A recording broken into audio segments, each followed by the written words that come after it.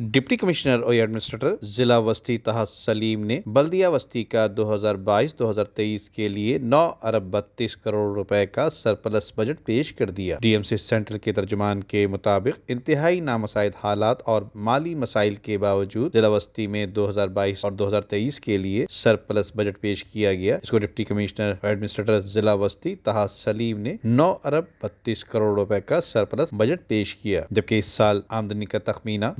9.327.910.867 جبکہ اخراجات کی مد میں 9.327.375.950 روپے لگایا گیا ہے، جبکہ ترقیاتی اخراجات کے لیے 2 ارب 24 کروڑ روپے جبکہ غیر ترقیاتی اخراجات کے لیے 7 ارب 8 کروڑ روپے کا مختص کیا گیا ہے۔ تنخواہوں میں 20% اضافے سے ملازمین کے مالی مسائل میں کمی واقع ہوگی، جبکہ علاج و معالجے کے لیے میڈیکل کارڈ کا اجرا زیر غور ہے، جبکہ غیر ضروری اخراجات میں کمی، ضلعی ٹیکس کی ریکوری اور انڈسٹریل ایریا سے روڈ کٹنگ چارجز کی وصولی آمدنی میں اضافے کا سبب بنے گی۔ ندیم صدیقی، میٹرو 7 پاکستان۔